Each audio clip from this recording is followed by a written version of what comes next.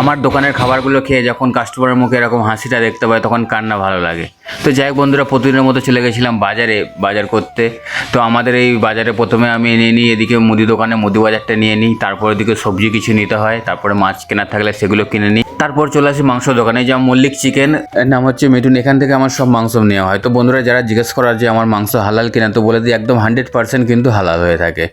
তো তারপর এদিকে মাংসটা রেডি করছিল, মাংসগুলো নিয়ে চলে এলো। আমার দোকানের খাবারগুলো কোনো রকম কিন্তু বাসি মাংস বা হচ্ছে খারাপ মাংস ব্যবহার করি না, আমি সামনে যাই গিয়ে টাটকা মাংস নিয়ে আসি। আরেকটা চিকেন নিয়ে এখান থেকে হচ্ছে রিয়ান চিকেন সেন্টার, এই যে এখান থেকে যাই সব কিছু বাজার টাজার করে নিয়েছিলাম বাড়িতে এসে মাংসগুলো ভালো করে ধুয়ে নিয়ে পরিষ্কার করে নিচ্ছিলাম। তারপর এদিকে যে কিমাটা তৈরি করি সেই কিমা এদিকে মিক্সারে দিয়ে কিমাগুলো তৈরি করে নিয়েছিলাম, চিকেন নাগেট বলো চিকেন কাবাব সেই সবের জন্য।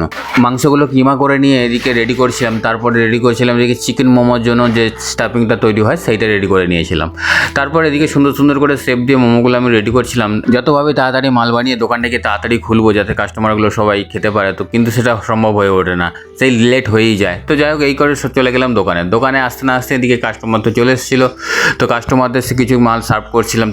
আজকে আমার দোকানে কি খাবার ছিল সেটা তোমাদের দেখিয়ে দেখো। চিকেন নাগেট রয়েছে, চিকেন চিজ বল ছিল, তারপরে এদিকে চিকেন সাটে রয়েছে, এবং তারপরে ছিল চিকেন কাবাব ছিল, এদিকে চিকেন চিজ কুরকুরে মোমো ছিল, তার সাথে স্টিম মোমো ছিল, এবং হচ্ছে চিকেন লেগ পিস ভাপা তো ছিলই। আমার দোকানের আজকে প্রথম কাস্টমার ছিল এই ভাই এবং বোনেরা। তো এরা কুরকুরে মোমো নিয়েছিল।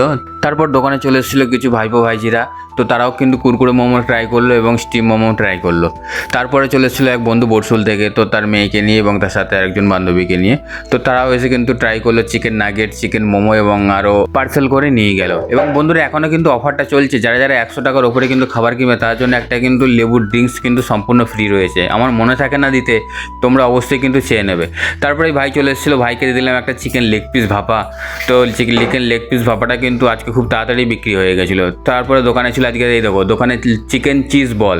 তো তোমরা কিন্তু অবশ্যই একবার ট্রাই করে দেখো চিকেন চিজ বলটা খেতে কেমন হয়েছে। বন্ধুরা আমি সবসময় একটাই কথা বলবো যে যেহেতু আমি খাবারগুলো নিজের হাতে প্রত্যেক দিন তৈরি করি, সেই জন্য কিন্তু মানে খাবারের টেস্ট হালকা 19-20 হয়ে যেতেই পারে। কারণ আমার কোনো ফ্রিজের মাল থাকে না, তো যে একদিনে সব মাল বানিয়ে দিলাম দিয়ে সেইটা বিক্রি করছি সেটা তো নয়, প্রত্যেক দিন যেহেতু বানাই। তারপরে এই দুই দাদা চলে এসেছিলো, দাদারা কিন্তু প্রথমে চিকেন লেগ পিস ভাপা অর্ডার করেছিল, সেটা ট্রাই করলো। তারপরে কিন্তু চিকেন নাগেট অর্ডার করেছিল, সেটাও কিন্তু খেলো। তো তারপরে চলে এসেছিলো লাস্টের দিকে এই ভাইপো ভাইজিরা, এরা কিন্তু এসে আমার প্রায় সব মাল আউট অফ স্টক করে দিয়েছিল, কারণ এরা একসাথে অনেক অর্ডার করেছিল। তো যাই হোক দেখো সব মাল কিন্তু শেষ হয়ে গেছে। কুরকুরে মোমো শেষ, এদিকে চিকেন কাবাব শেষ, চিকেন সাটে 2 পিস পড়েছিল, চিকেন নাগেট শেষ, চিকেন চিজ বল শেষ, সব কিছু শেষ হয়ে গেছিলো।